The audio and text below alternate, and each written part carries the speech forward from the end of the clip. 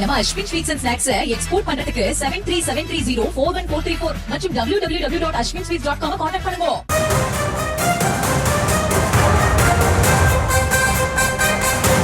திருநெல்வேலி மாவட்டம் ராதாபுரம் வட்டம் இருக்கன்துறை கிராமத்தில் ஒரே இடத்தில் 20 கருங்கல் குவாரிகள் விதிகளை மீறி செயல்பட்டு வருவது தொடர்பாக நியூஸ் தமிழில் செய்தி வெளியானது.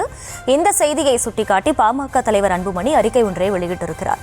அதில் தமிழகத்தில் தொடர்ந்து கனிம கொள்ளைகள் நடைபெற்று வருவதாகவும், கொள்ளையர்களுக்கு திமுக அரசு துணை போவதாகவும், அடுத்த 2 மாதங்களில் ஆட்சி மாற்றம் ஏற்பட்ட பிறகு இதுகுறித்து விசாரிக்க சிபிஐ விசாரணை நடத்த உத்தரவிடப்படும் எனவும் குறிப்பிட்டிருக்கிறார். விவரங்களோடு இணைகிறார் செய்தியாளர் ராஜேஷ். ராஜேஷ், வணக்கம். நியூஸ் தமிழ் செய்தியை சுட்டிக்காட்டிதான் அன்புமணி ராமதாஸ் இந்த அறிக்கையை வெளியிட்டிருக்கிறார். வேறு என்னென்ன விஷயங்கள் இந்த அறிக்கையில் குறிப்பிடப்பட்டிருக்கு? முழு விவரம் என்ன? வணக்கம். அன்புமணி ராமதாஸ் அறிக்கை ஒன்றை வெளியிட்டிருக்கிறார். அதில் முடிவில்லாமல் தொடரும் கனிம வள கொள்ளை என்றும், கொள்ளையர்களுக்கு துணை போகும் திமுக என்றும் குறிப்பிட்டு பல்வேறு விஷயங்களை அவர் குறிப்பிட்டிருக்கிறார். சிபிஐ விசாரணை நடத்தப்பட வேண்டும் எனவும் அவர் குறிப்பிட்டிருக்கிறார். நம்முடைய நியூஸ் தமிழ் மூலம் வெளியான செய்தியை குறிப்பிட்டு அவர் இந்த அறிக்கையை வெளியிட்டிருக்கிறார்.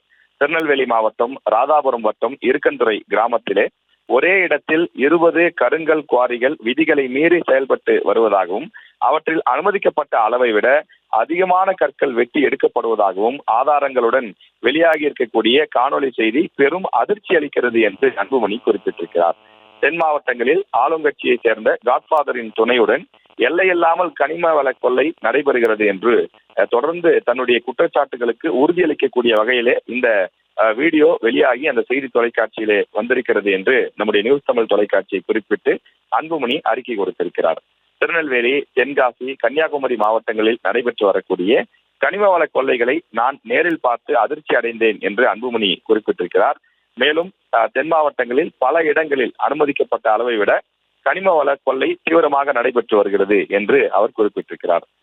கல் குவாரிகளில் இருந்து சரக்குந்துகளில் அதிக அளவாக 13 டன் அளவுக்கு மட்டும்தான் கற்களை ஏற்றி செல்லப்பட வேண்டும். ஆனால் ஒவ்வொரு லாரிகளிலும் 30 டன் அளவுக்கு கற்கள் கடத்தி செல்லப்படுகின்றன. அது மட்டுமின்றி ஒரு முறை வாங்கப்பட்ட அனுமதி சீட்டை பயன்படுத்தி ஒரே நாளில் 10க்கும் மேற்பட்ட முறைகள் கனிம வளங்கள் கேரளாவுக்கு கடத்தி செல்லப்படுகின்றன என்றும் அவர் குறிப்பிட்டிருக்கிறார். இவற்றை தடுத்து நிறுத்த வேண்டிய ஆட்சியாளர்களின் முதன்மை கடமை. ஆனால் ஆட்சியாளர்கள் இதை கண்டுகொள்வது இல்லை என்றும் அவர் குறிப்பிட்டிருக்கிறார். ஆளுங்கட்சியை சேர்ந்த ஒருவர்தான் இந்த கொள்ளையர்களுக்கு காட்பாதராக இருந்து வழிநடத்துகிறார் என்று ஏற்கனவே தான் பலமுறை குற்றச்சாட்டை முன்வைத்திருப்பதாக அன்புமணி இந்த அறிக்கையிலே குறிப்பிட்டிருக்கிறார். ராதாபுரம் பகுதியில் மட்டும் 100 குவாரிகள் இயங்க காரணம் என்ன என்றும், தொடர்ந்து ஆட்சியாளர்களுக்கு இது சம்பந்தமான வினா எழுந்திருக்க வேண்டாமா எனவும் அன்புமணி கேள்வி எழுப்பியிருக்கிறார். அங்கு வெட்டி எடுக்கப்படும் கற்களில் 95% கேரளாவுக்கு கடத்தி செல்லப்படுகின்றது. கேரளத்தில் கற்களை வெட்டி எடுக்க தடை விதிக்கப்பட்டுள்ள நிலையில் அம்மாநிலத்தின் தேவையை நிறைவேற்றுவதற்காக தமிழ்நாட்டின் இயற்கை வளங்களை கொள்ளையடிக்க திமுக அரசு துணை போகிறது என்றும் அவர் குறிப்பிட்டிருக்கிறார். இது சம்பந்தமாக சிபிஐ விசாரணை நடத்தப்பட வேண்டும் எனவும் அவர் வலியுறுத்தி கேட்டுக் கொண்டிருக்கிறார். முழு விவரங்களுக்கு நன்றி ராஜேஷ். நம்ம Ashwin sweets and snacks export பண்றதுக்கு 7373041434 மற்றும் www.ashwinsweets.com கான்டாக்ட் பண்ணுங்க.